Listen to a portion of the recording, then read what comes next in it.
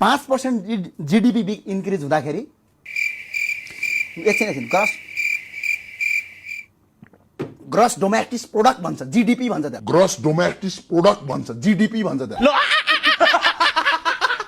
तपाईले अहिले मैले लगेर इन्जिनियरमा लगेर राखे तपाईले काम गर्न सक्नुहुन्छ कि नै? सक्नुहुन्न नि। मान्छे होइन।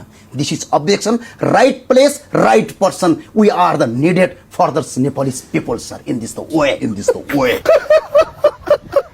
ज्ञानेनजी कहाँ जान्छु? अब दल त यो पटकको चुनावले मरिच चाउरी जस्तो चाउरिहाल्यो। उहाँ नासाले पनि स्कलरसिप दिएर नासामा पनि लाग्नुहोस् पढ्नको लागि भनेर चाहिँ उहाँ बोलाइएको व्यक्ति। सीए पढ्ने भन्दा त्यहीमा तपाईको मैले सीए पढ्या पो त पास त भएको छैन नि त। यही कुरा त फरक छ अरूमा र ममा। डिप्रेसन एउटा कुरो यही मिडियाबाट आज म क्लियर गर्छु, हामी राजनीतिक पार्टी कहिल्यै पनि दर्ता गर्दैनौँ। तपाईँ कन्फर्म हुनुहोस्। विदेशमा बसेर नेपालको केही कुरा नबुझिकन अनि बढी जान्ने भयो। हेर अर्को आयो पागलहरू। धेरै ठाउँमा यसरी कार्यक्रम गरिरहँदा चाहिँ नागरिक आन्दोलन भनिएको छ। त्यहाँ कार्यक्रममा जाँदाखेरि विभिन्न यातायात खर्च आउँछ, खाने बस्ने खर्चहरू आउँछ। यो सबै चाहिँ कसरी म्यानेज गरिरहनु? हामी भिखारी होइनौँ, थाहा छ कि छैन? हामी बिजनेसम्यान हौ। सोडिङ वागले मभन्दा झन्डै 18-20 वर्ष उहाँ सिनियर हो मेरोले। यदि भगवानले साथ दिएछ भने उहाँको मेरो म 4 पटक पाबन्दी भइसक्छु। बनिस मन्त्री त सारा बाख्रा छु। बीचमा मान्छेले आस्था राख्छन्, तर म राजावादी होइन। मैले ग्यारेन्टी केवल पत्रकार सम्मेलन गरेरै भनेको छु। राजतन्त्र भनेको वास्तवमा राम्रो चिज पनि होइन। चीटिंग करता है तू। सकियो को सकियो? सुरज गौतम, तिम्रो निर्वाचन क्षेत्रमा चुनाव लड्न आउँछु, ल आऊ मलाई जितेर देखाऊ। सक्छौ? नै। सुरेश प्रजापतिले भने चाहिँ इंग्लिश बोला भन्दो रहेछ। Actually, Nepali people are here Australia. Struggle phase.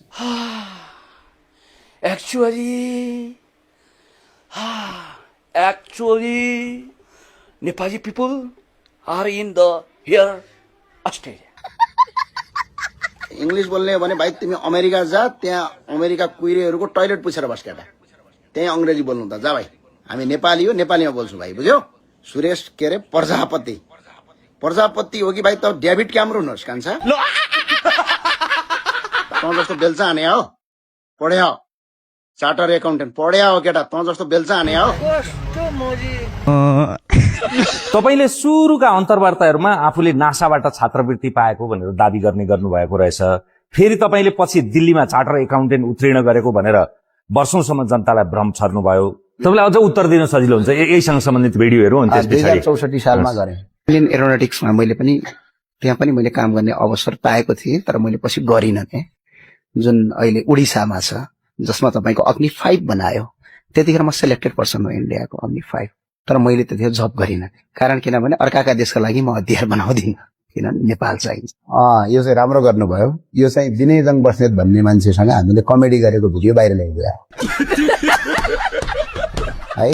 तपाईँले विनयजङ बस्नेतलाई ल्याएर उभ्याउन सक्नुहुन्छ। अब खिचेर कनले हालिदियो त मेरो बाउ के गर्यो? धेरै कुरा ढाँड्दै चितवनको घटना के भयो, सुर्खेतको घटना के भयो, त्यो सबै कुराहरू खोल्दै जाम्ला तपाईँहरूसँग। तर हिजो टिकाराम दाइ कहाँ गएर विनयजङ बस्नेत भन्ने मान्छे, उसको शब्द यही हो, उसको लागि म के पनि होइन रहेछु, जसको कर्तुत मैले लुकाएर बसेँ, जसलाई त्यो ठाउँसम्म पुर्याउनको लागि मैले धेरै कुराहरू ढाँटेँ। आज बिहान मलाई फोन गरेर के भन्नु थाहा छ? बिहानै फोन गरेको थिएँ मलाई। बिहान बिन्दाई मैले बोलिहालेँ, तपाईँलाई भर गरेर बोलिदिया हो। तपाईँले त मलाई जहिले पनि जाने के अरे यो ठाउँसम्म पुर्याएको तपाईँ हो। कहाँ हो? ए त्यही। अनि यत्रो मिडियामा आइसक्यो, के गर्दा अब के भनौँ मैले?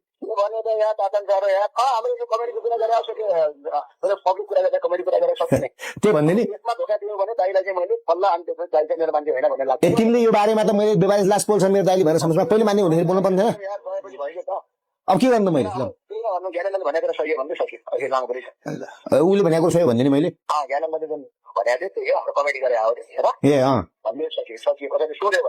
सोध्नलाई त कति मान्छेले फोन गरिसक्यो, टिकाराम दाइले फोन गरिसक्यो मलाई। के भन्ने हो?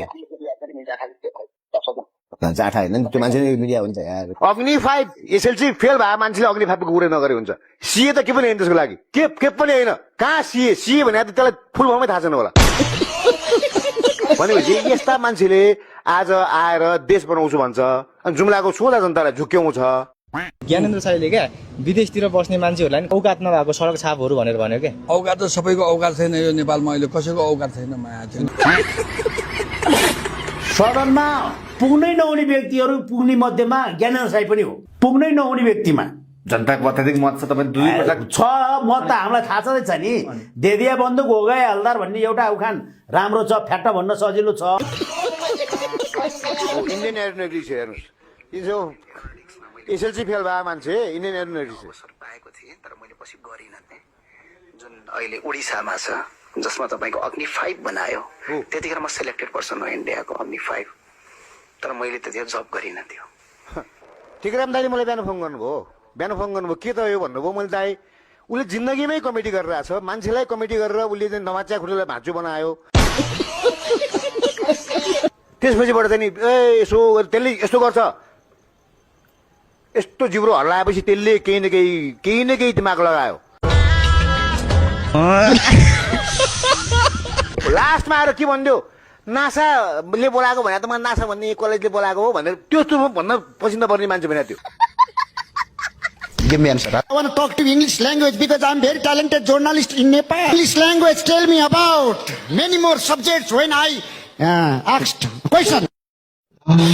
As a we are not talk to the all Australian people in politics, but I can talk to speak English, but I don't am the parliament member of in.